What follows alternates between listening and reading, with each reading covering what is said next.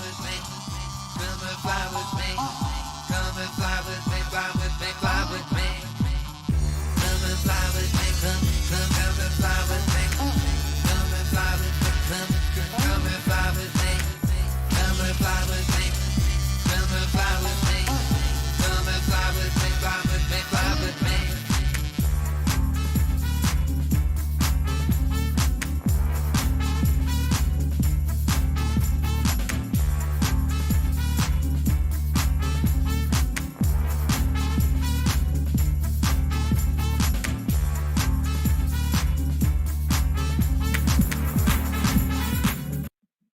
Right on, right on, right on. How are we out there, media world, Facebook world, Twitter, Twitch, YouTube, Instagram, and all of our fans around the nation? Thank you very much, and welcome to the Rick Naya Show, where we're making it happen every Thursday night from 8 to 9:30.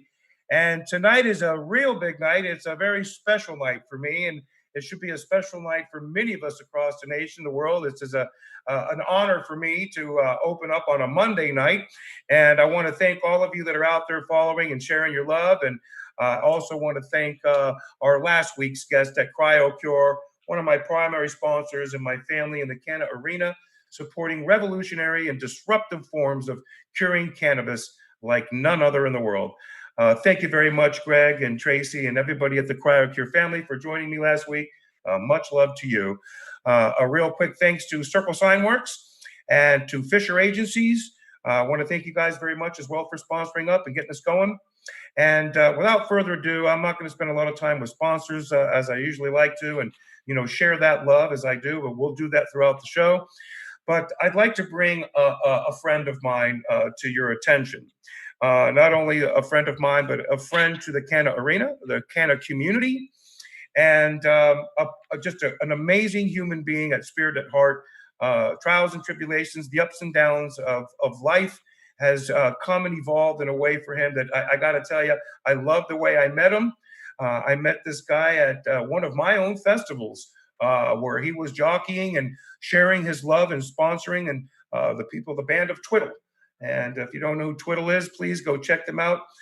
Chris was an Adbart supporter of Twiddle, and there was a reason. And when we met together, the love was shared, and our friendship has endured, probably 8-9 years. And we are always popping off at events around the country. And we always embrace ourselves like brothers of the cannabis arena. And again, without further ado, let me welcome Chris Chiari. Thank you so much to the Rick Naya Show. Thank you for being here. Thanks for having me, Rick. We're my Twiddle lighter. Without question, a Twiddle fan. I was actually at the New Hampshire Freedom Festival with the 420 comic, Jeffrey Peterson, a very close friend. And when there's trouble afoot, I'm the manager. And I've always stepped in to make sure that people I love who show me love back, that have their time on stage, get their time on stage. So that's funny you say it that way too, because I'm a rage side. I'm Rick Naya rage side. I do my live rage, and people don't know what rage siding means. It means that you're on the side of the stage, backstage, in stage. You're hanging with the bands. You're VIP, ultimate Mac Daddy on the backstage, and I do a lot of that, and so does Chris. And we're very fortunate to be able to do these things and share that love. And Jeffrey was a comic at several of our events. And I got to tell you, if you ever want a cannabis comic, he is the original cannabis comic. Jeffrey is the 420 comic. I'm not sure anyone else out there in the world that calls themselves a cannabis comedian could tell you the 18-year history of what it was like to be kicked out of a club for a show just because you were the 420 comic. Jeffrey, salt of the earth, good people, family. We don't agree on everything, but that's the reality of the world and family. But that doesn't change how we still love each other at the end of the day. It's a two-way road, right? You show respect, you get respect. You show love. Right on. And Jeffrey's got a lot of lack of respect. No. I'm just teasing. I'll come get you for that. That was a wry joke, and Jeffrey would probably get a kick out of that. But Jeffrey, we send our love to you. You know that very much. And Chris bringing it up, sharing love with you at our Hemp Fest and Freedom Rally with Tom Brown and my New Hampshire Cannabis Freedom Festivals. It's just It's love shared within the Canna arena. Now, let me take a minute. Many people on the arena, they know you from your Midwest, and they know you in different circuits throughout the nation, quite frankly. But a lot of us really don't even know who the hell you are. To be very frank and honest with you. I mean, I know you, but I'd like for my listeners to get an idea a little bit more about you. Can you kick back a little bit? Like where you were born, where you went to school. Give us a little bit about you, Chris. Born in New Jersey. I will defend it until death. Love the state of New Jersey. I went to high school in Jersey, was raised as a kid in New York City. College was up in Worcester, Massachusetts. I went to Clark University. Oh, okay. So that's where I first, moved up to New England, got a feel for living up there. Always loved Worcester, like Rome, a city with 7 hills. Yeah. How it became a commuter city to Boston, I don't understand completely, but I love it. I love it. First job when I got out of college was in LA. I did marketing and messaging for startup companies. Okay. Alan Greenspan called it the irrational exuberance. It found its way into the market. I remember the term because I was living it. I can understand it.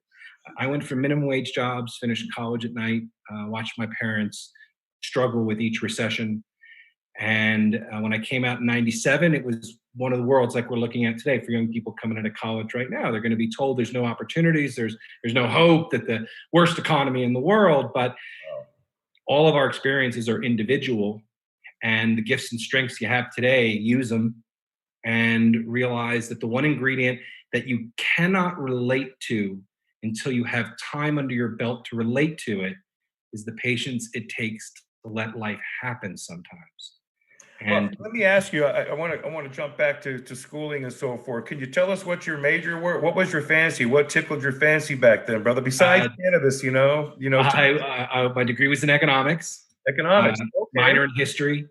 Was going to major in history, but my mother told me I'd never get a job, so I minored in history. Right.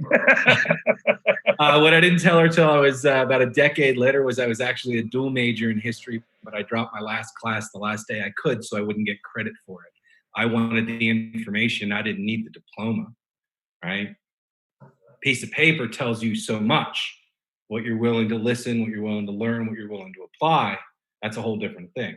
I think that's a very good point, especially with, our listeners and some of my genre listeners. There's a lot of youth out there, that follow me, and, they dig my message, and they dig sharing the love and making it happen and doing it with, shining of the light with the spirit that dwelleth within thee, and learning about that continuity of conscious, subconscious divinity, so to speak, living in the now. And it's very difficult. I don't share that with everybody. Hey, you're cool.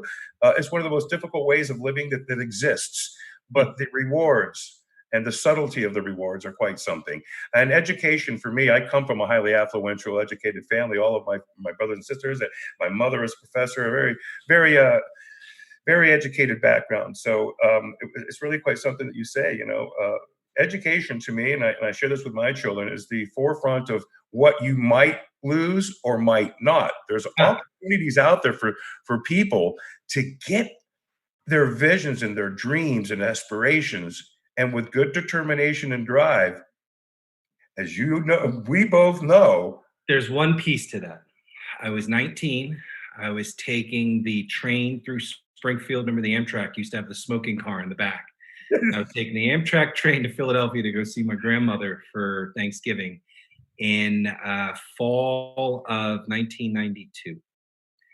And this guy sitting next to me on the train, we're smoking a cigarette, and he made a comment to me that I'll never forget. And if I can ever figure out who this is, I'd say thank you, because it was a profound interaction, what he said and how I absorbed it and never let it go. He said, I just graduated from law school. I said, congratulations. He goes, do you know how I did it? I said, how? He goes, every single day at the end of the day, when I was done with everything I had to do, I sat down and I took some bong hits. He said, I smoke pot and I just graduated from law school. Don't let anyone ever tell you that you can't smoke pot and succeed. Don't. That's what he said.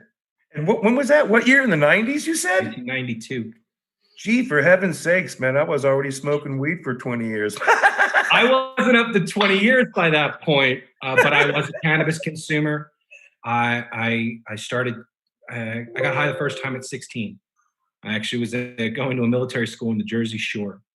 We're on the shore, man. I don't know if you knew this, but I used to live in Red Bank on the Navasink, and we were in Asbury Park, and all along the shore there was. So if you know Tom's River, Pine Beach. There we go. You were. I went to Admiral Farragut Academy. What? What? Oh my God! So you were really stuck right in it. You were in a really good locale for higher education, Jersey, and on the shore there. That was a great education. Nice even the elementary school, I cannot deny that I have been the beneficiary of good opportunity. Even with parents that found themselves in struggle during economic depressions, or I'm sorry, recessions during my childhood. Can I ask, do you mind, what did your father and mother do? Was your mother a homemaker and your dad like a worker? My mother was raising my sister and I. My father was commuting from Philadelphia to New York. Had the first big blow up in '75, right when I was 2 years old, which forced him from what he was doing back to Philadelphia. Was commuting, taking the train into New York, staying in the city 5 days a week, working in what was general business, but doing deals in New York City. The kinds of things that were very, they weren't recession proof. So the financial markets. My mother ultimately went to law school. Her first law job in New York City was on the 106th floor of World Trade Center 1. Wow.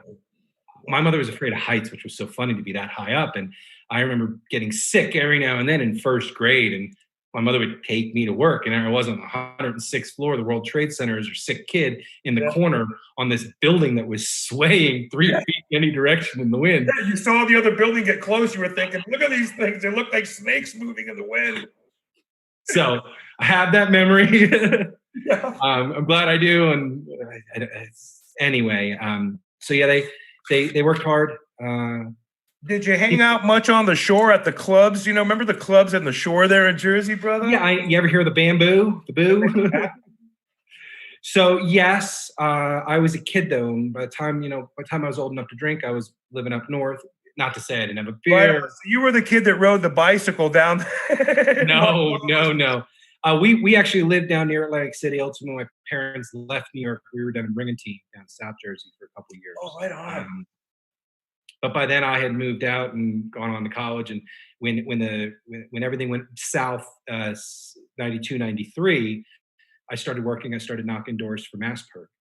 I always laugh that when reduce, reuse, recycle, which is now pretty common environmental policy, that was at the door environmental policy in the summer of 1993. We were knocking on your door, raising money to raise awareness, to inform you that there was a path through recycling of product and the purchasing of post-consumer recycled content. Wow. This was cutting-edge environmental policy in 1993. Wow, you want to hear something funny, man? Yeah. This is really quite unique. As a child, my mother was a teacher at many of the schools that I went to, and at St. Francis of Assisi's, which was in Palm Beach, right in Riviera Beach. And my mother did the cleanup patrol. And this is back, they used to have the crossing patrol. You wore the orange little thing and you were the crossing guard. And if you got to be a crossing guard around the school, you were a cool kid, man. Wow. Well, my mom thought, well, why aren't all the kids cool? Let's make these light blue caps and make light blue banners, and we'll all be on the trash patrol. We'll all start picking up trash. And she started painting big barrels with light blue barrels all around the school. And then other schools started picking up on it. What's funny is she ended up becoming the director of the American Chamber of Commerce in Jamaica. And she brought that same theory of recycling and cleaning up and the cleanup patrol to Jamaica. And there was light blue barrels all over the whole island. It's kind of funny you talk about that. It's like, wow, bro. So, again, just reflecting on how generationally, as we do, we reflect on how we make change and what brings change about in our community, our cannabis community, our personal community, our friends, families. So let me ask you something, and I ask a lot of my guests. It's a word that I like to use, and it's something that a lot of people, kind of contemplate when I ask them, but it's like, hey, what triggered you? What was your trigger that said, I'm doing this, and this is going to put me on the path. Like you said, hey, I waited to the last week of college because I knew this piece of paper is not going to do dink for me. Kind of like me, but I went through with it all. But I realized that my parents wanted me to have the paper. But what was it that triggered you to say, the paper, I'm jumping down this road, and this is what I'm going to do? I mean, And I know I want to interject. I know there have been several different things that you've done throughout the last 10, 15 years that have gone on to do things. Start off, let's start off with people so that they know, like, all right, got out of college and this is what happened and I blew up here. And like, take us through a step as to where you got to, like, I can do that. Quality, because I know you just blasted off King of Quality. I know you've got the Patterson in. I know about your production stuff, but share people, what triggered this, brother? So I come out of college and I actually had a great internship in Boston, summer '95. And at the end of the summer, the boss sat me down and he said, look, I like you. When you graduate from college in 2 years, you come here, you walk in this door, I'll give you a job. But I don't want you to take it. Go out in the real world, try something and fail. Come back to me with life experience. I'll show you a career. Do you understand the difference? I remember that. That's a smart man.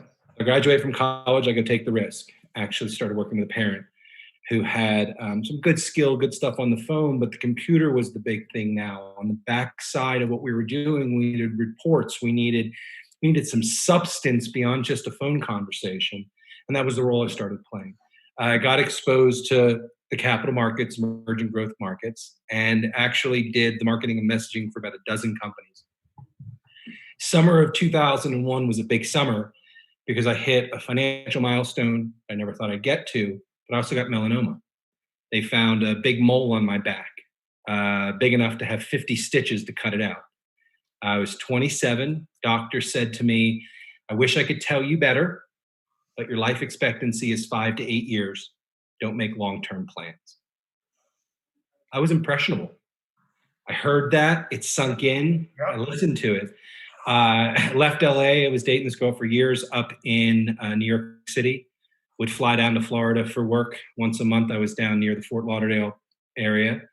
Actually, I know the Sailfish Marina up in Singer Island. Singer Island, that's my backyard, my neighborhood. I heard you say Riviera Beach. So I know Singer Island very well. Know Peanut Island. Spent a lot of time looking at it, hiking it. I know the shallow shoals there pretty well. And the currents coming in and out. The shoals of Peanut Island. I love this. Hey, everybody needs to know, bro. That's my backyard, born and raised Palm Beach. Everything that he just said, the Sailfish Marina, Riviera Beach, Peanut Island, that was literally where I took my dinghy at 9 years old and used to ride around Lake Worth. And I grew up, literally, that was my front yard, backyard right there. Beautiful spot, right? The cannon shot marina. They still fire the cannon off every afternoon. Yes. So it's the world. It's fun. Again, that thing, that life, that years, the ability to look back with perspective gives you a fun view. But anyway, so I get the melanoma. I make like long-term plans. The deal that summer that had gone very well, that I'll share only because a friend of mine actually has me saved in his phone under a very funny nickname. But the company was in the animal husbandry industry, which is the part that kills me now because it's a space, industrial farming, that I have no interest in, that I think we need to find alternative solutions. We need to dismantle that other failed example of the institutions we've created. Didn't work. But I was in it in an interesting way. I was a part of a company that was in the genetic side.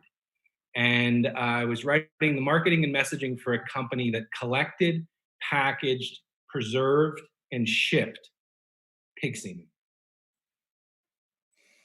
You heard me, right? Yes, I did. I'm like, okay, good. Usually as a laugh, I like to tell people it's a sticky business. Somebody had to do it. See, I've known you for years, but now I'm hearing some of the things like, again, an interview is a great thing. I love doing this because I get to find out more about the people I've shared cannabis, life, love, failures, your successes. It's so amazing to be able to share this with our fans and our friends because, a lot of them are watching And it's nice for you to be able to be you before we get on to some of the key stuff. But Right. very So, interesting. so I did that. I worked with a couple other companies at that point, and actually, right at the time I got the melanoma, I'd done some production being associated with it. I was an extra on that 70s show. You ever find the episode? Twice. It's my real hair both times. It's the only person they didn't put a wig on. I had this great head of hair.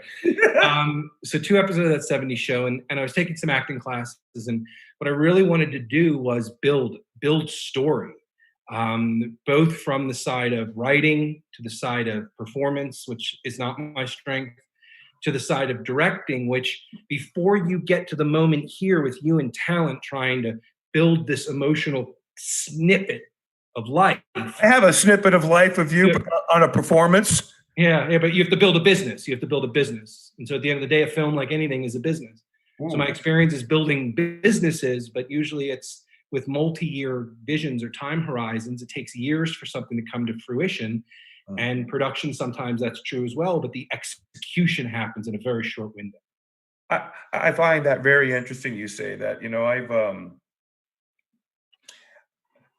I've philanthropized my life to the Canada arena. I've given up industry successes and financial wealth and a number of different opportunities that I've harbored for years, solely to help be a diplomat and a dignitary to the arena, and to just overwatch misinformation and help the citizens of New Hampshire be a voice for them while they were working. It's quite something. Well, I'll get to the nitty gritty now, because I'm about to reveal where the cannabis comes out. So I'm doing this work. It's not very rewarding because it doesn't speak to my passion as far as the marketing and messaging. It's other people's companies. I'm doing production work. I get the melanoma. I didn't want to keep doing the things that didn't give me passion. And my frustration with production work was it's a commitment. Stanislavski says, do something for 30 years, you become a maestro. But when someone tells you you're on a leash of life that's 5 to 8 years long, that the time horizon of 30 years isn't even in something that's your bank. And again, I was impressionable. I allowed that to affect what decisions I made, one of them being walking away from production back then, because I never thought I'd have the time to get through the slog work to get to the fun stuff. And went on. The first of my 2 little misadventures was living in New York for a few years. The girl I was dating was from Louisiana. So I was a regular in New Orleans. It was probably one of the eras of my life where I partied more than any other.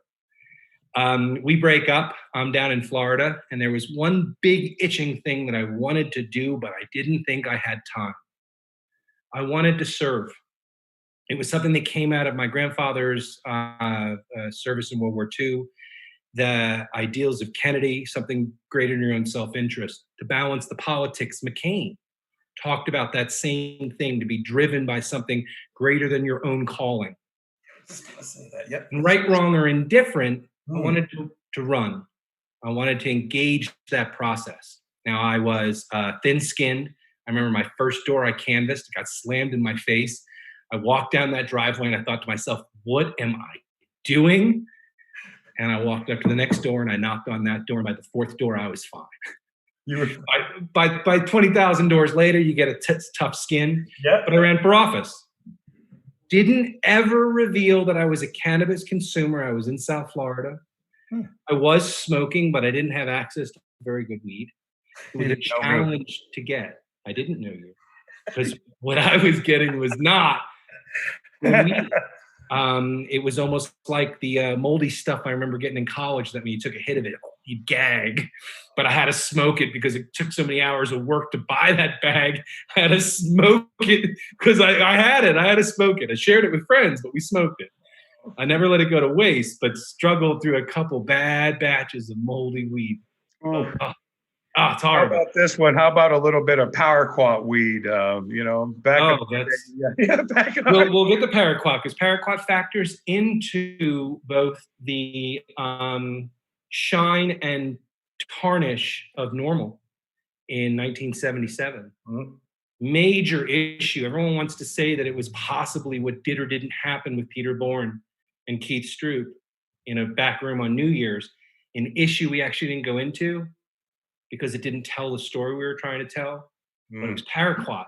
And just to jump ahead to the movie before I go back, one of the most surreal moments for me, I've known Keith well. I was a 6-year board member of Colorado Normal. I served as executive director of Colorado Normal for a short period of time.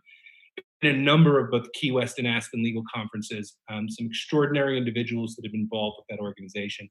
Keith and I have shared some memorable joints in some very memorable places in the world over this 5-year span. So I know Keith. I know that story. I've seen people say really disrespectful things to Keith that are critical around that story in that year. And for the documentary, we reached out to and we got Peter Bourne. So Dr. Bourne shows up to the interview location and I'm in his car because I'm driving into the parking spot that's 4 blocks away and I'm going to come running back. And I remember thinking, like, if I told anybody that I right now was in Washington, D.C. driving Peter Bourne's car around, no one would believe it. Nobody would have believed you. You're right. So real quick, so I ran for office. I'm going to say something I'm not sure many people can say, and I'm going to say it with a smile because you got to take shots on the chin and you got to stand back up in life. But I am a multi-time, multi-state failed political candidate. Okay. Yeah, that's good, right? I ran in Florida a couple times. I gotta be honest with you. I gotta be super honest with you. I think I was bred. My mother was trying to bring me to become a politician.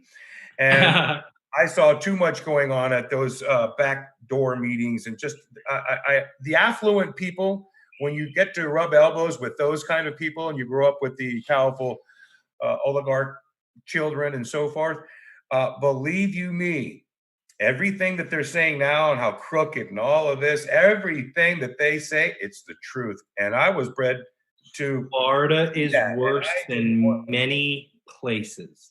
It's easier, hopefully in New Hampshire, and I can speak this to be true in Colorado, that even with multi-generational established relationships, both on lobbyists and elected officials, it's still a small enough community here.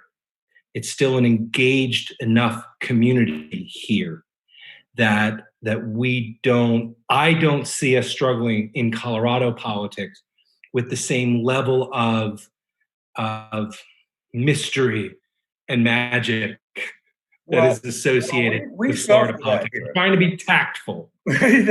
Thanks, too. But here in New Hampshire, we have, we don't work by we have elected officials and we don't get to vote on everything. So it's really quite something on how New Hampshire's politics is run. We have the largest House of Representatives in the nation. And they don't get anything done. We can't get anything accomplished. And when we do, it goes to party line stuff. And it's so sad to see where New Hampshire really is. I mean, we're a good state to live in. There's good economy. There's a number of tremendous positives, but there's also a lot of imbalance when it comes to how long these representatives get to be in power. Term limits. Oh, right. You don't have, that's your problem. You don't have initiative or referendum. And some states have one, some states have others, some states have we don't both. go by referendum, exactly. So Massachusetts has, but now you have questions on the ballot, but only if the elected officials approve it and place it there. Right. So that becomes really difficult for us here. So really what it comes down to is accountability. Sure. And what a citizens, or whether it be a lobbyist who's powerful, has funds that can manipulate and get bills drawn and, coerce these legislative policies forward and have bills and laws written behind them. It's in New Hampshire. It's not. But it's really not as bad as South Florida. Let's break being tactful. That is a very unique culture and political environment, and very unique. It truly is. It truly, truly is. I left South Florida, born and raised there, for New Hampshire and the live free or die state. Right. And I believed in that wholeheartedly for so long. I was bred to. And it just came. Let's move on to the reveal. So let's get on with it. I was smoking since I was 16. Smoked through college, actually why I picked Clark. Parents went bust summer in '93. I start working. Ended up in Salem State for a semester, working for $4.15 an hour, $4.25 an hour. I got up to $10 an hour by the time my senior year. Father got back on his feet and was helping me with tuition, but I wasn't paying sky high Clark University tuition. I was a student in the continuing and professional education program. So I finished my last 3 years in night school. So I ended up with the same diploma as many of my classmates, graduating 1 year behind my class, and had one extra signature for co-pays on the diploma. But I have a bachelor in science from Clark University. I worked full time, got overtime when I could. Had a great boss near the end, a guy named Calvin Gould. Remember Big D supermarkets? Big D's. You remember those? So they were owned by one guy named Calvin Gould, who his father was a Jewish Russian immigrant before World War II, had a bodega in Worcester. Son goes off to World War II, comes home, turns that into 19 stores. I worked for Cal the last 6 months of his life, actually died very unexpectedly. But another one of those individuals who was what we started with, that there are some people that are generous with their knowledge. And sometimes it's how you engage will open up the opportunity to learn it and hear it. It has a lot to do with your own availability, or how you approach it could just as well shut it down. Right on, man. It's really kind of funny how, a lot of people, we get out here in our businesses and we try to persevere, but we give up too soon. We give up on our dreams, and people just don't understand that you can make it happen. I mean, you have to believe in making it happen. A lot of my guests, time to happen. It can take years. It can take 2, 3, 5, 6, 10 years, 15 years. But before you know it, something's going to give in one direction or another. If you were consistent and you continue to share your message, it will take hold. Now, what I tell people in the arena, hey, stick around us at the level that we're at. And if you're in it within 3 years, if you go out with perseverance and persistence, professionally, you'll produce profits. Stick around our arena and we'll help support you with the love, and bridging the community is what we do. And I think it's just the cannabis arena is really cool. So it's a wonderful space because of this, that for so many years, there's that element of hiding, element of looking over your shoulder. In New Jersey, if you got caught with one joint, it could be 7 years in jail. And so I remember that as a kid. So I had this very strict policy of never being in a car or driving with weed. Right. Got over that. But I was there because of what I knew were these draconian rules in New Jersey. So here I am running for office. I lose. And I actually revealed to my father my cannabis consumption 2 months before news that would go on to open up the opportunity to this next chapter of my life that brought King Equality and the things I'm doing now. I had gotten back from a trip and I brought my father and sat him down. I always had this box when I moved, this green beer case, Rolling Rock beer. And a dozen times my father helped me move. A dozen times he said the same comment. Oh, old Latrobe. I grew up in the town right next to that. So he knew the box. And I said, Dad, come over to the house. You know that Rolling Rock box? He goes, yeah. I said, we need to open it together. Well, what's in it? I said, come on over. Wow. My bong, seeds that I've been saving since college, my paraphernalia. Oh my God. And I revealed your paraphernalia with your dad. Yeah. And so my dad would have beat the shit out of me and called I'm sorry. Let's backtrack. I'm in my mid-30s at this point. Okay. Multiple runs for office, though I didn't win. I was labor endorsed. To some degree, I brought credibility to my effort, but was a cannabis consumer. He had watched me as I worked with these companies and had built what I had built. We were in a good position because of the work that I had played a part in the late 90s. And I was revealing myself as someone who smoked pot, that every time he mentioned it or talked about it, it was these ridiculous comments, the fear of only losers do that, or oh, you're going to ruin your life, it's just everything. I forget some of it because it's been so many years. Yeah. Living now 7 years living in Denver, not looking over my shoulder, going to a store to buy cannabis. Sorry, I'm using the plastic because of COVID. Usually I use my reusable jar from Verde, best shop in Denver. I don't know who that is. Is that you or me? No, it's not me. Oh, must have been me. Yeah. So that's normal of Florida calling me, just so you know. It's normal of Florida. So I come out of the cannabis closet and I tell my father, and I told him that I didn't know what I was going to do next, but that whatever I did next was going to be focused on cannabis. And I told him if I ever got involved politically again, I'd be focused on weed. If I ever did consulting for a business again, it would be focused on cannabis. If I invested in a company, helped someone start up, focused on weed, I told him if I ever went back into production, the topic would be cannabis. You got a good text?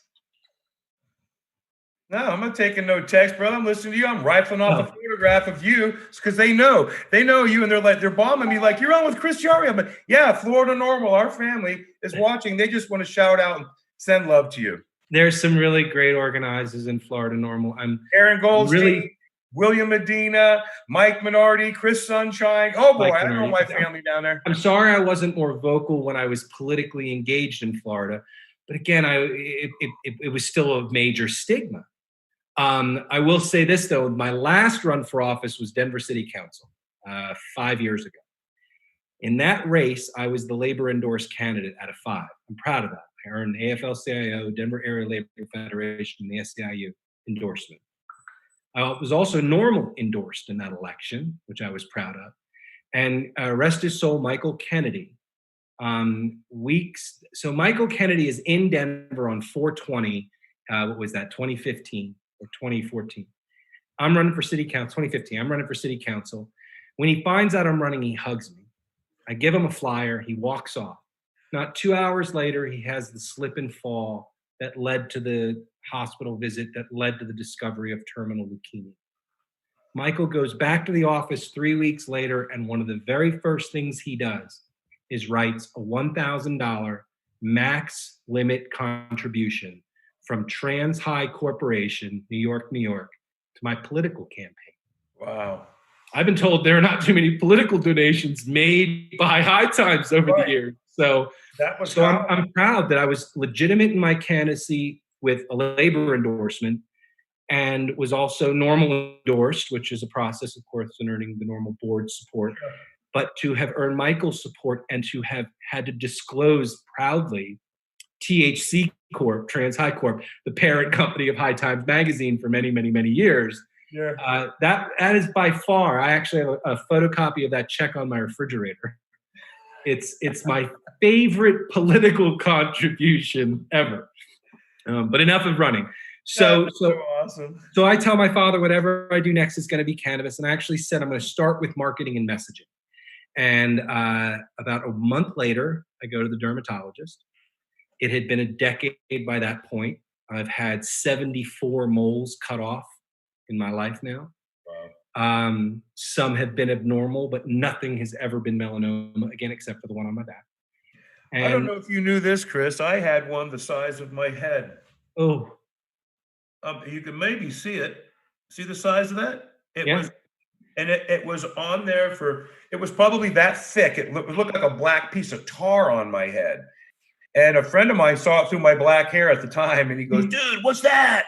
And I go, dude, leave it alone. Don't mess with it. He goes, and he started to weep. He goes, please, dude, please use this medicine. It'll kill it, Ricky. Trust me, please. And I was like, get out of here. What are you know?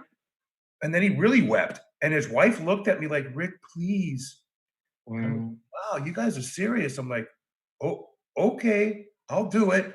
And I put it on there for 90 days. And after the 90th day, it came off like, when you fall down, you get a scab? Yeah. It came off like a scab. Really? Yes. Yeah. See, and I would treat with cannabis oil and RSO now. I didn't know that then. I was a cigarette smoker too for years. And when I had the melanoma, I was back smoking again after my 6th time of quitting. And the doctor said to me, you have one type of cancer. Do you want another? and I quit smoking cigarettes, and I haven't had a cigarette since then. Wow. I have smoked weed every single day since then, but I'll share. I've always said this, a lot of people get melanomas. Some people get other types of cancers that come, but they're from within, either bone or malignant ones that are within the body, and they'll protrude. They'll either put a bubble Mhm. or they'll make a little mark like that one right there. See that? Yeah. Well, that used to be as thick as a nickel, and I put my oil. Yeah, I've been putting oil on there lately, a THCV, and it's gone. Wow. And it's getting drier and drier, and I'm like, wow, it's killing it. But what I think is, like, when we consume and medicate ourselves, I believe there's a battle going on inside. Absolutely. It's trying to shove it out. You are what you eat. You are what you process. The body is Right. building this into its building blocks. So I had smoked the whole time, but I'm at the dermatologist, and he goes, look, you've been clear long enough. And I told him what that doctor, he said, he goes, you've been clear long enough. He goes, let me tell you something. I want to leave as strong of an impression. He goes, you're clean. You're clear. Be diligent. Be responsible. You beat it. Go make plans again. So what was the plan? The plan was I put my house on the market and down in Fort Lauderdale. I was down 33rd Street, right behind the Target. Put my house on the market in Fort Lauderdale. And the very next day after going to contract, I flew to Denver. Cypress Creek? No, I was on Oakland Park, Northeast 33rd, Oakland Park. Northeast 33rd and Oakland Park. I know the area. I know that really is a pretty nice area there. Where I was. So I put the house on the market, took a loss because we took the dip and that it dropped at that point, but I was ready to go.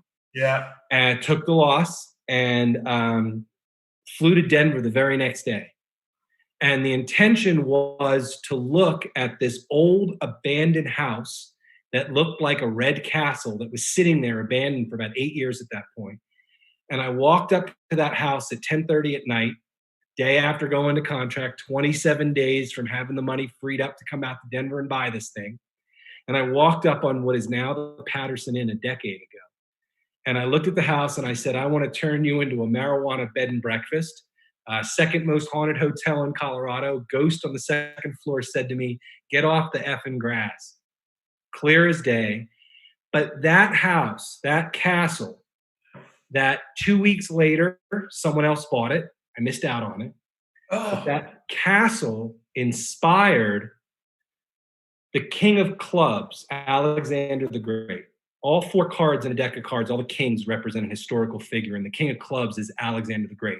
The card itself was given to me, a king of clubs card was given to me by a chef now down in Surf City, Miami, a guy named Josh Marcus, Josh's Deli. Amazing place. If you're down there, go. Right on, Josh. We're plugging you, Josh. Josh gives me this card at the middle of the night, pins it to my chest, and he goes, you're the king of clubs, man. You're the king of clubs. Don't ever change.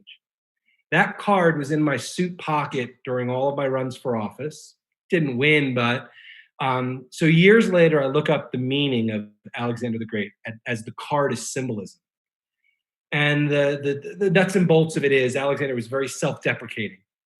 Basically looked at every success in his life as a failure. Mm-hmm. And so he was haphazardly stumbling into the history books. Yep. So I love the King of Clubs for that reason. So I have this old house, King of Haunted Houses, Denver. I got the King of Clubs card. I lose out on this house in Denver, but I hit on what became at least my hello. How do you break the ice and start a conversation about cannabis a decade ago in a world that was still by and large very anti-cannabis coast to coast without revealing the weed in your pocket? And so I use that. Right on. King of Clubs holding a bong. Simple piece of paper, but when I'd hand it to people, he's holding a bong, marijuana in the crown.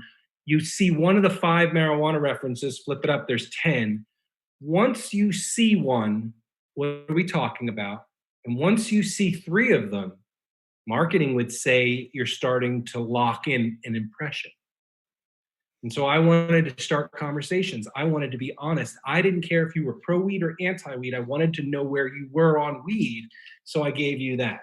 And as a failed political candidate, I told people I was the campaign manager. I'm not the king of quality. I just work for him. This is lifestyle. This is Hefner and the Bunny. This is imagery speaking to socially transformative moments in American culture. It's meant to be simple, but come underneath the card and experience. So part of my pitch with the Patterson Inn, I'm doing a rebrand. If you don't know, go to pattersoninn.com and you'll see the red chateau that inspired this card, that inspired 15,000 one-off conversations about weed, because that's how many of these I've handed out. Well, that's really quite something, 15,000. But I remember when this started, you know, I know a little portion of the story, and I'm glad my fans get to hear this and our fans get to hear this, because there's still a little bit more to come. Keep going. I want to know more because, you know, I know you didn't land it the first time around and it was a scramble, but get back to that. I'm enjoying this. Okay. So the house, I don't get the house. I sell my place in Florida, and I started what was one of the greatest vision quests of my life. It was ultimately when I started, I was dating someone. She was younger than me. She yelled at me, "Get an apartment in Fort Lauderdale." And I said, "I don't know if I'm going to do that." And she goes, "Well, what's your plan?" I said, "Well, I'm going to crisscross across the country, and I'm going to learn everything I can about where we are and where we've come from that I can around cannabis, illegal, legal, what was happening with medical states." And I said, "And I'm going to drive 50,000 miles. And when I'm done, probably going to move to Denver, but I'm not going to stop till I've done 50,000 miles and learned something." She got out of the car 5,741 miles into that trip, and I drove another 110,000. It was 115,000 miles crisscrossing the country, handing out the King of Quality card, and enjoying what were people like you, these honest conversations, and more importantly, legacy that predated my own birth, but also told me the story of where it came from when I was in college. You know, I remember the birth of hydroponics, Northern Lights. Remember Northern Lights? So Northern Lights, that's the strain. That's the first time we heard the term couch lock. We couldn't get off the couch. So you then likely have your network and relationships that came down into Worcester.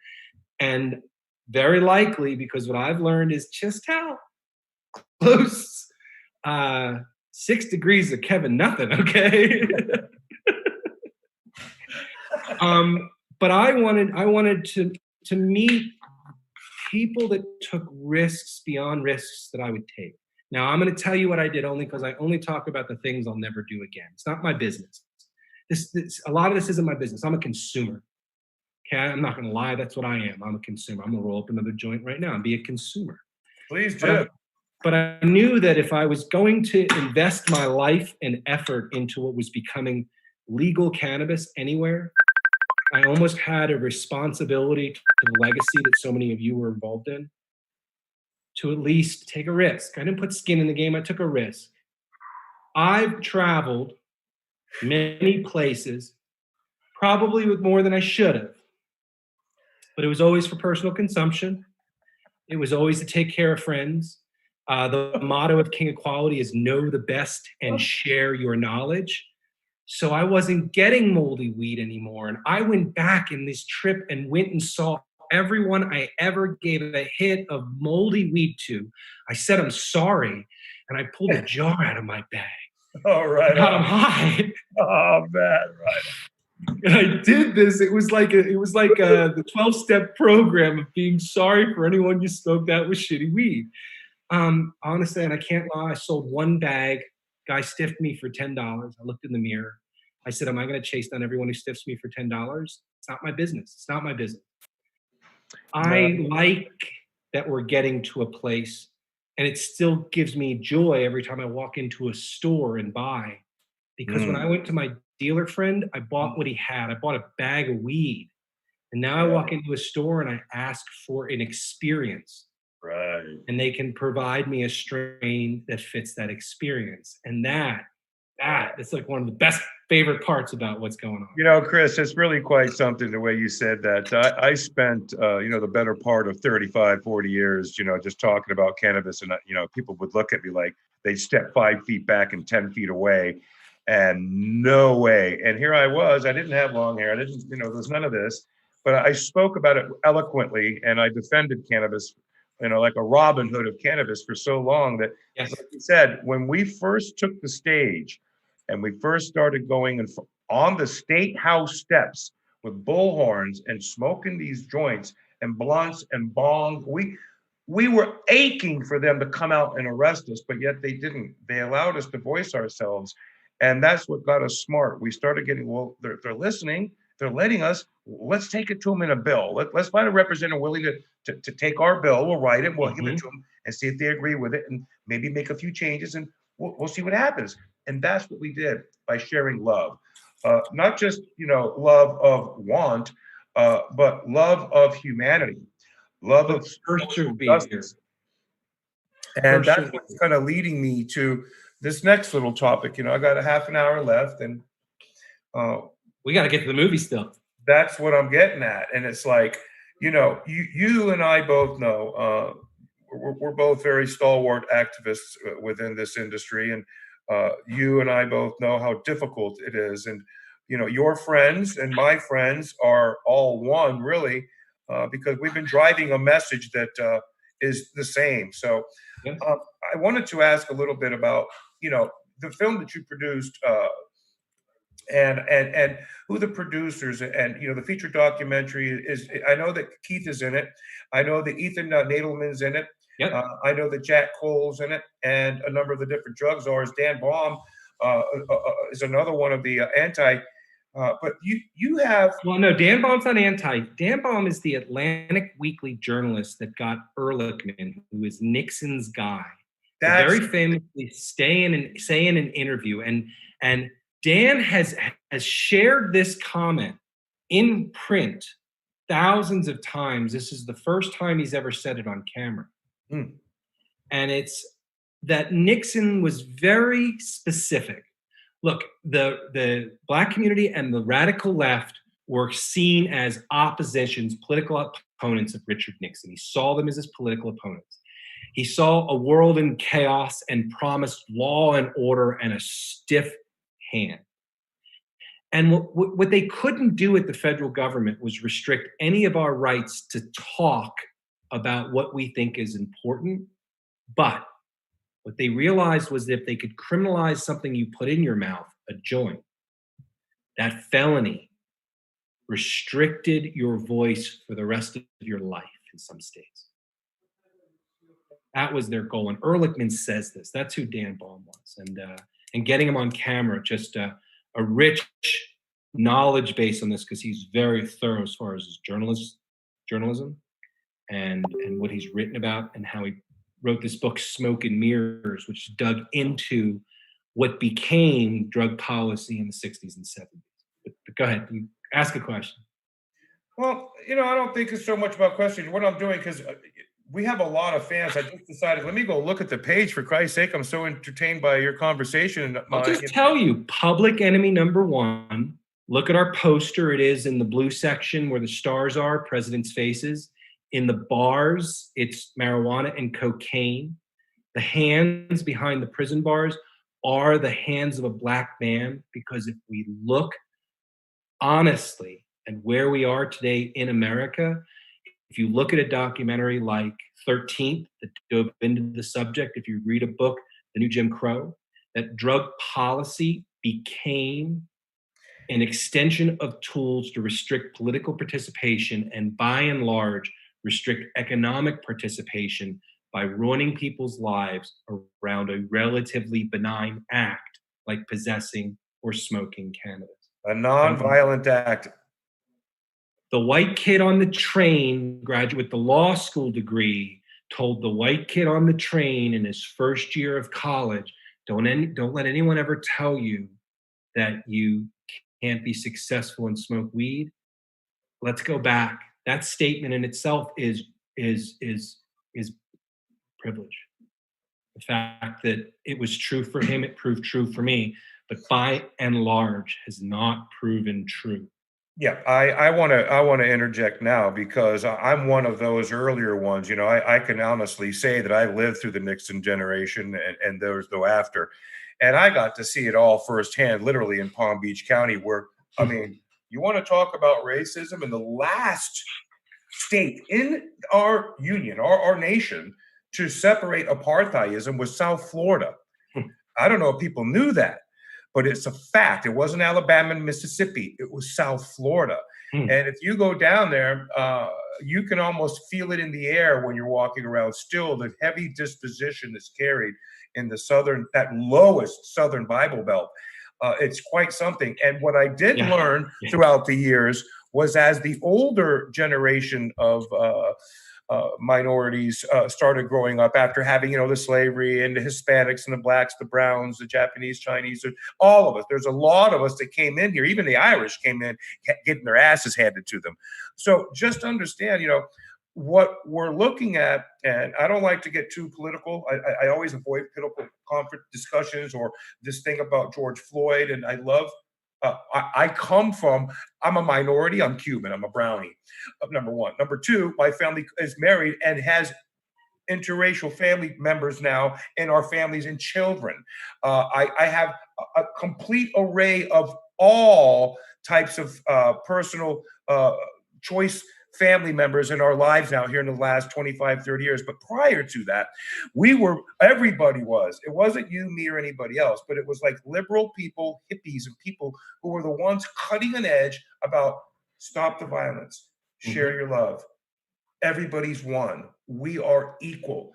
Take a dose of acid and mushroom and you'll see how equal our molecules are. We're getting there without the acid and the mushrooms right now. But I will say this, Denver was one of the first cities, municipalities that during the last 2 weeks found a discussion that was community-based and that was and a political community that embraced that voice. Law enforcement was called down. They were stood down.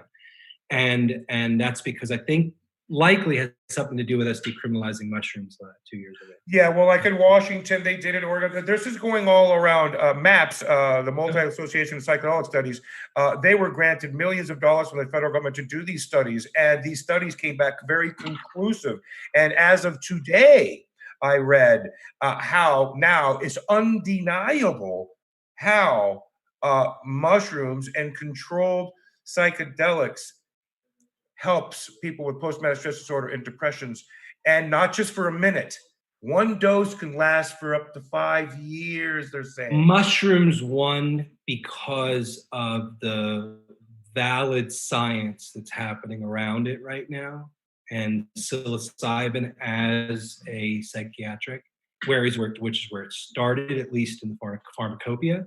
Right. But we needed weed cannabis decriminalization. We needed cannabis legalization, both medical into recreational, because of what it's done to shift the conversation. But I was saying you just hit the point. I was just going to say that the shift has occurred. But vigilance. Keith Stroop talks about a pendulum. It's a pendulum, and it does. It's going to. I talk about politicians being like dogs. I don't understand something right now. Yeah. What's going on? The George Floyd thing here, and again, please, everybody know, everybody's lives matter, but blacks. This is a black matter. We have a broken bone in our body. We need to focus on fixing. It's about a black matter, and it matters that human beings continue, especially the police and police unions and the blue wall of lie and deceit with our judges and our court systems. This accountability is the next pendulum that's going to push cannabis to legalization. And it's already happened today.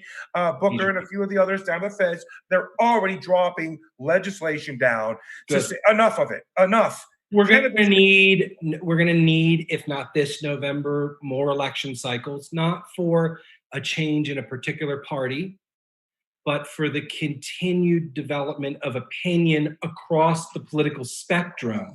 Agreed. Because there are still Democrats that are very scared of cannabis from a crime and punishment And a lot of that comes back, and we talk about it in the film. It's one of the pivotal moments, the summer of '86. I don't want to reveal it, but something happens. Tip O'Neill, being Speaker of the House, is inflamed by what happens. And Democrats that summer go right of Republicans on drugs because they come to the realization that if they don't, they'll never win an election again. And we then go, they're not going to be able to get the money and the revenue for their partnerships and the businesses they're going to get funneled in from the federal. and so it became a chip, a political chip. Bill Clinton plays a big part in that. It's President Clinton who creates the mandatory sentencing, 3 strikes, you're out.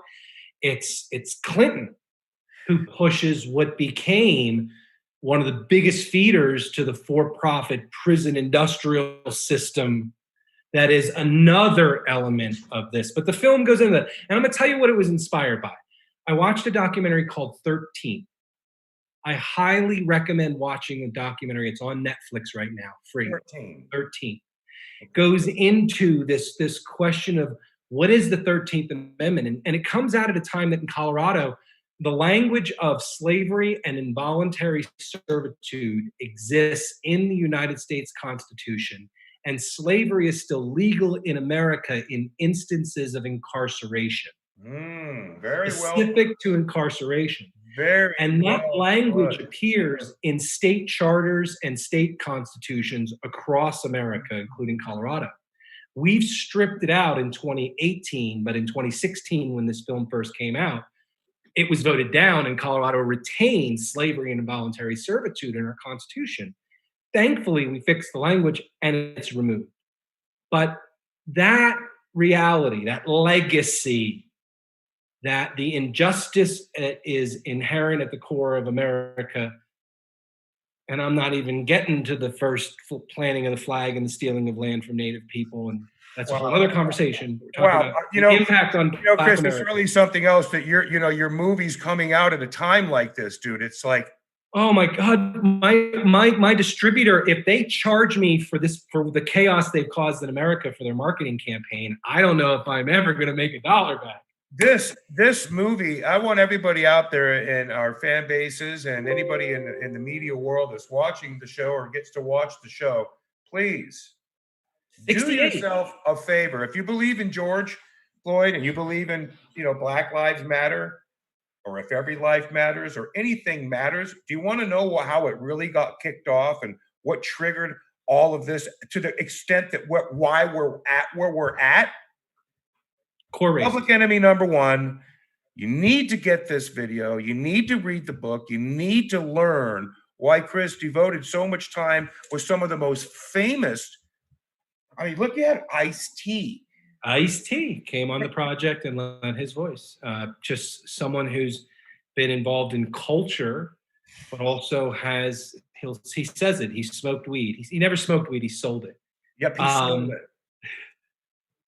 But yeah, no, Ice-T is a powerful voice, a recognizable face, and someone who really dug into that question around the justification still in a world where the scale tipped towards legalization or decriminalization.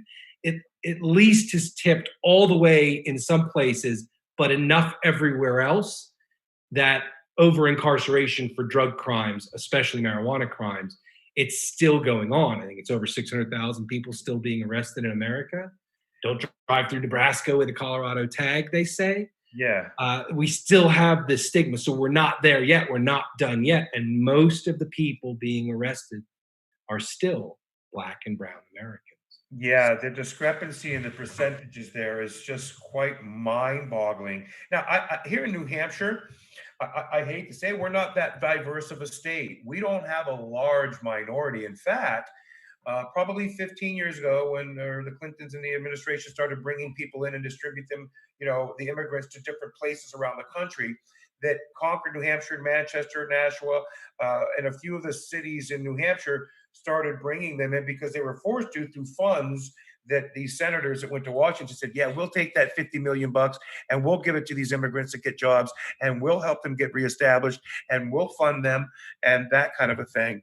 So we're very, very, very low end on that spectrum of things. But Colorado. yesterday, a couple of days ago, we had a large, and this is what I'm kind of getting at. We had a very large gathering of youth. Now, I say this all the time. It was leading to something else that we were talking about, the arena. I'll never forget putting tables on, legs under the table, and then walking into a huge convention center where there are hundreds of vendors, not the 30 or 40 that I could garner at our festivals. When it all started to finally come together, I remember I wept. And people were looking at me, yo, Mr. Naya, are you okay? And I'm like, oh my God, you guys don't get it. You don't understand. 30 years ago when I was dreaming about being in the Madison Square Garden of it all and having cannabis on the table, when it happened, it was such a humbling experience. So good. It's like your movie.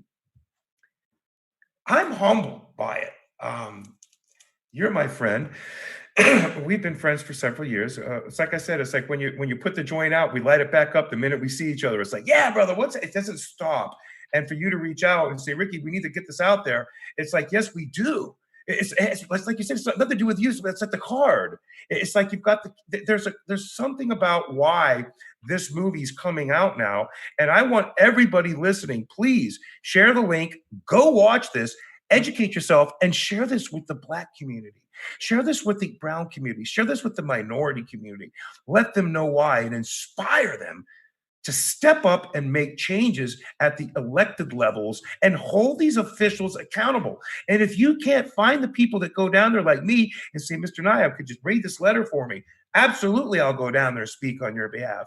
And people need to truly get a good look at this movie. It's going to open their eyes up like, what the I wanted to tell what is this 50-year story of legalization. Originally, marijuana's public opinion was 12% when this all started. And my original idea was this 12 to 54, now 12 to 64, as America tracing the Gallup poll moves. And I use that as my underlying story arc because it's a historical documentary, so I could take a timeline. And then I wanted to see it through the eyes of people like Keith, who has been there for so many years. Robert DuPont is one of the drug czars. Robert DuPont. Yeah, I remember DuPonts. I know the DuPont. First drug czar. I know the DuPont family. I don't know if you recall my background, but I come from an extremely powerful family from many years that dealt with, huge oil, huge pharmacopoeia, huge industry, because we were the very largest ocean faring tugboat and barge company on the planet for over 550 years. Wow. We were Lloyd's of London's largest customer. Does that ring a bell to anybody? The Lloyds are my friends. They contact me periodically. We saw you on the show, Naya. Oh my God, if you're going to do anything, let us know, please. We talk about stuff that goes back 200-300 years of stories. You would not even believe some of the stories we share. They're amazing. But it takes that heritage. It takes heritage and legacies that are left behind by people like you. By people like Michael Dubia at Disrupt America, legacies that are revolutionizing and changing the way that the youth see things. So the youth now, they're rallying, they're getting pissed and breaking shit up. Stop breaking stuff. I mean, I know it does bring attention. But our judge here made a really great point. Okay, I heard it. Broken window, graffiti on the wall has to be compared against the harm to life. And it was so well put. Them, life wins. And guess what? You've got Minnesota now saying, we need $50 million to rebuild our city, federal government. It's like, hey, Minneapolis, yep, your police officers are insured, right? Go after their insurance. Piece of the police officer. This was one of a big moment for me in the documentary. We interviewed Jack Cole. So I'm the producer. Hey, Robert Rittberger, an extraordinary director, came on board and directed the film. Robert was the cinematographer. Robert is a balanced and capable producer. An extraordinary film called Strive. Strive, S-T-R-I-V-E. Stars Danny Glover. I was a co-producer on that film. We filmed it 3 years ago up in Harlem. It's also out. It's actually going to be streaming on, I believe, Amazon Prime in another couple months. So Strive is out. Again, Danny Glover film, directed by Robert Rittberger. I was there. We were 28 days in New York City and working with an extraordinary crew and talent. I remember you sharing some of that. I remember you were there, and I remember some of the share off that you were doing. I remember that. So Robert brought me onto that project after I had found him and hired him for this film. I had my 13 no's. I ended up with 5 yeses. I said no to 2 of the yeses. I met the other 3 face to face, and 2 of those individuals, Phil Viardo, the executive producer, connection to Normal, at least historically, is he used to be the head of entertainment development for Playboy Film years ago. So Playboy, major funder of Normal that helped really start the organization. Yeah, I was going to say that's what got the ball rolling, basically. Yeah. And then Robert Rittberger came on, who did a film called 7 Days in Syria, which is an award-winning film about the Free Syrian Army in Aleppo at the dawn of the Syrian Revolution years ago now. Another film that he's a producer on was Alive and Kicking, about the swing dance scene in America. So I brought someone on board that we could finish a project, but we did 44 hours of interviews. And in our 44 hours of unique interviews, I sat there looking like this with you, my subject. Yeah. I asked 44 hours worth of interview questions and had this one-on-one. And one of those interviews was Jack Cole. And in 1991, Jack Cole was the head of the undercover narcotics. He was the head of the narcotics division of the state of New Jersey. He was the person who was enforcing the policy that I was intimately aware of as a 16, 17, 18-year-old in New Jersey. That's crazy. And I had a chance now as a pot consumer to sit there like this and interview. Now, Jack, of course, founded Leap. So he had his epiphany. Came a little late.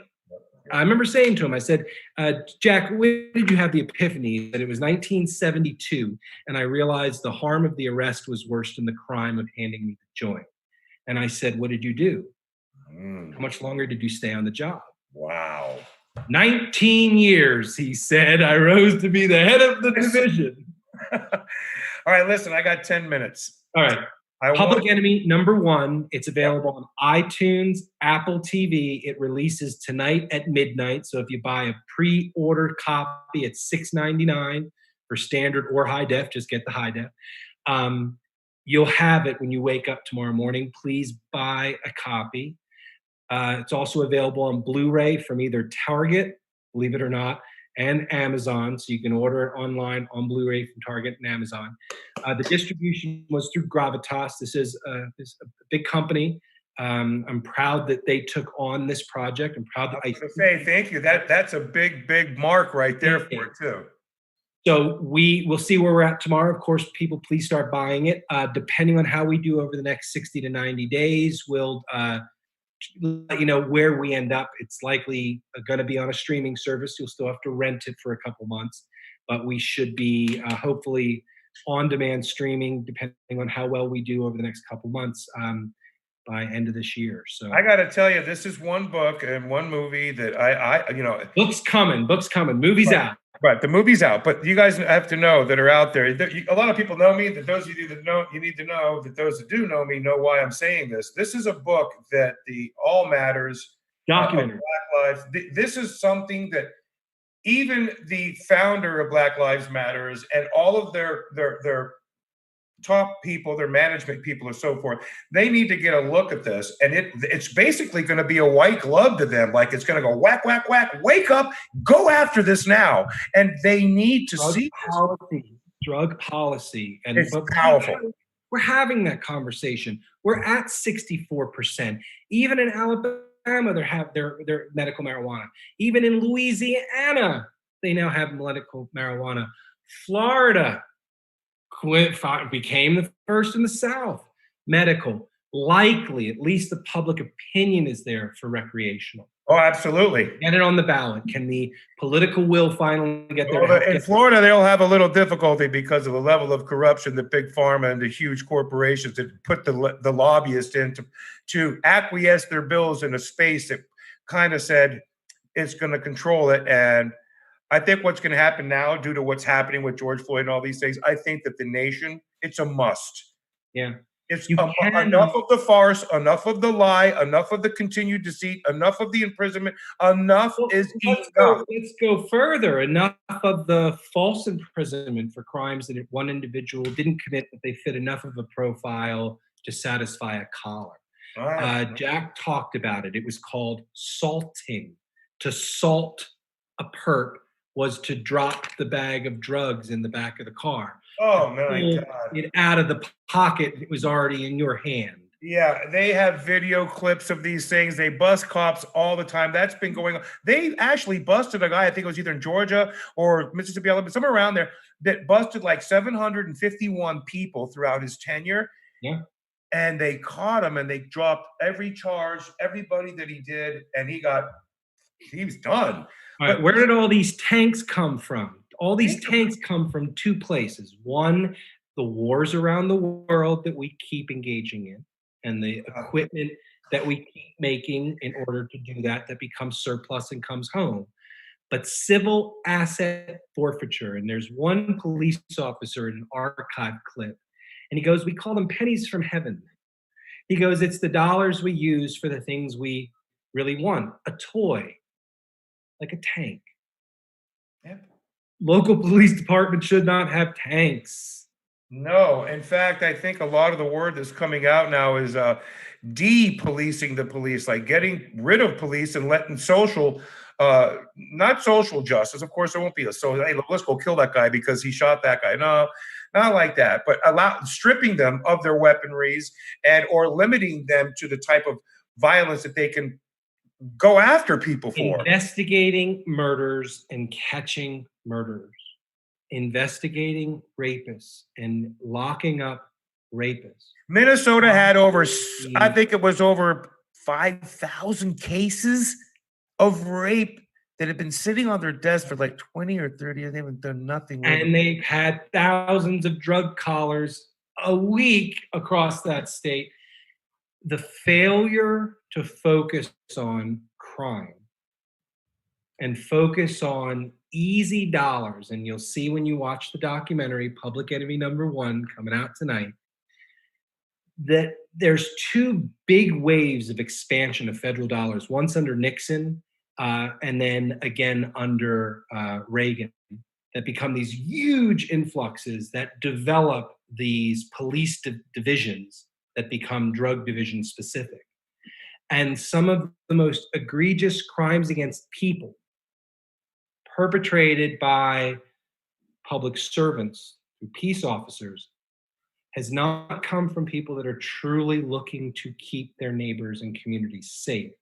They've come from this culture of kick down doors, grab people, and make the news with a splashy arrest. That was the drug war. And the better it looked on TV, the bigger you could push it, the bigger they could make it, the more dollars they were promised.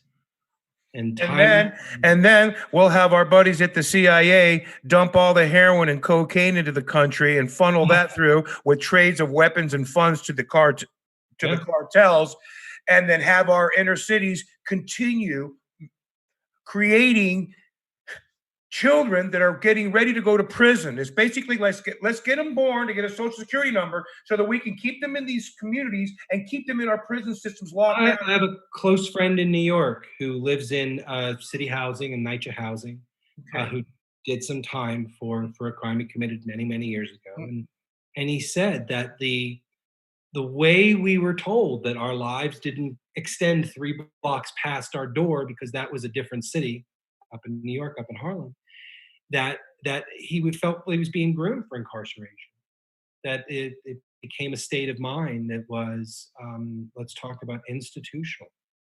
So cliffhanger, going back to something you brought up before, Paraquat. Keith Stroop spent a lot of time on paraquat in 1977 going into 1978. Was it a major issue or not? Was his effort well intended or not is not the question, but was his effort well spent? And in hindsight, what were the impacts of paraquat? All of those questions are answered in Public Enemy #1. I can't wait for people to see this. Again, for those of you in the minority community here in New England, the nation, the world, internationally, please stay tuned this evening. Get out there and, like you said, get the pre-release copies out now. I'm sure the price will go up after release goes up because $6.99. I believe it will go back up tomorrow. I don't know for sure. Well, it doesn't matter. It's going to go up regardless because this is going to be a movie. I believe that the George Floyd, the Black Lives Matter, people in the Lives Matter movement, once they see this, it's a great tool for people's minds to set them in motion, to make policy, to make change. No more drug war, coast to coast and around. So we don't have this footage in there, and it will likely end up being used somewhere else. But I went to Vienna. I was at the 60th session of the Committee on Narcotic Drugs for the United Nations. And I actually have a picture vape in there, but that's a whole different story. Anyway. I love you, Chris. You know, I'll never, I was talking to Michael earlier. I was talking to a few other people. They go, oh, you know Chris Chiari. What? I don't know. Oh, yeah, you do. You were at Boston Freedom Rally last year, weren't you? Yeah. Oh, do you remember that guy that started throwing the posters off the stage and they came and said, hey, stop doing that. And he just said, hey, what do you mean? I'm a sponsor. I'm allowed to do this. And they tried to attack him and he ran. No, I didn't run. They took my bracelet. They kicked me out. I could have got another one, but I wasn't trying to disrespect. I was throwing those out for Uncle Stoner in the squash off. I know. And it was Uncle Stoner was on stage. You know, Bobby's going to be on the show. I've got Bobby scheduled to be on the show. I can't wait to share some love with Bobby. That's Bobby's family, someone who's dedicated a great amount of his life to this plant. Oh, I cannot wait. People, well, again, we're still on our show. We love Bobby. We love a lot. And number one, out tonight, please watch it. Look, I want the price to come down. So, though I sold the video rights, basically direct to video, like that kind of market, I retained the right to still screen it. So I am allowed to come to events once we start doing that again. And if we want to pop off and screen it in the tent off to the side or something. Oh, we'll be doing that. We'll do some promo releases. We'll have a tent. We'll do it at a movie theater. We'll do what we need to do to get that out here in New England. I'm here to help. You know that I'm a mad activist. I don't care what rally, if it's for the people. And I don't care about color because I'm pretty much colorblind. I don't care what color you are. I'm for the people and I want to help the people. But right now, it is a black matter that we need to address. Black Lives Matter. It matters a whole shit ton to me. Of the over-policing of our country, at the core of how we've allowed certain things to fester. I'm taking ownership, like so many other people I know today, that I have to be vocal. I see without question, this film didn't open my eyes. I knew, but it really dug into what is the reality of the over-incarceration associated around what I now go to a store and buy as a retail product, an essential business. Elon Musk just said that. Isn't it amazing that it went from the greatest crime to an essential business in a short span? You've probably said it 30 years ago. Keith said in 1977, they all thought it normal. It was done. Decriminalization in 11 states. It was on its way. We knew we were going to be legal and was like, wait, everywhere. 40 years, man. I got gray hair. I'm tired. It's the youth now. And this movement and your movie is a trigger. And I want everybody out there, the Rick Naya fan show, everybody out there that follows me and Chris, please do yourself a favor. Get the movie. Watch it. When the book comes out, read it and share it with others. Enlighten yourself so that we can help the youth make the changes that we need for today. And from me, history, it's politics, it's economics, it's everything I've been doing. When I told my father that I smoked pot and I was going to dedicate the next chapter of my life to cannabis, deny it? No, everything I'm doing, from my hotel, the Patterson Inn, about to be rebranded the 420 Denver. I'm going through the process now to the 420 Denver. All right, so I'll be staying at the 420 Denver when I come out. The address is 420 East 11th Avenue. So the address of this old historic castle that inspired the King of Quality card a decade ago is the address. Is 420, and so it was how it all played into it. So I'm trying. This is, you talk about perseverance. I've been working on this project for a decade. Yep. When I came up with the card, I lost the house to someone else. I bought the house from that mother and son team that renovated it, took an abandoned building and turned it into a bed and breakfast. I bought it 2 years ago, May 31st. I just had my second anniversary. In a strong position, I'm navigating through what's happened with the changes in the world, but I see us being back to normal by 2021. And by early 2021, I intend to have an on-site cannabis consumption lounge that will be a legally licensed place for you as a guest of the hotel or a guest of a guest to come, bring your own weed, and smoke without looking over your shoulder.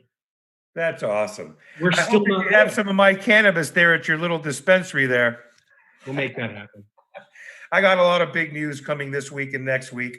But for now, I want to thank you, Chris, for being my brother, for meeting with me through Twitter, through meeting with me in the mind and in the heart and with our community. You're such a pillar to it. Thank you so much for this movie. Thank you for all that you do and have done throughout these last several years and keeping cadence with the rest of humanity, brother. That's something I watch in you, and I aspire to that. I appreciate that from you very much, and I'm humbled to have you as a guest on the Rick Naya Show. Thank you so very much for being here with me this evening. Is there anything else you'd like to share before we tune out? Public Enemy #1, executive produced by Ice-T, produced by Chris Chiari, directed by Robert Rittberger, out tonight at midnight. A real deep dive look at the war on drugs, really federal policy that became a self-perpetuating policy disaster. And we're living in a world that is the product of that disaster. Rick, thank you so much for having me, letting me smoke with you. Thank you so much to your audience and your family. Wow, man, brother, I love you, man. You know, we'll be together again soon. From me to you, my entire fan base, my families, all of the cannabis arena. Chris, thank you so much for being you. And thank you for making it happen with me here on the Rick Naya Show. Thank you very much. Until I see you again, brother. Peace. Much love. Thank you. Thank you.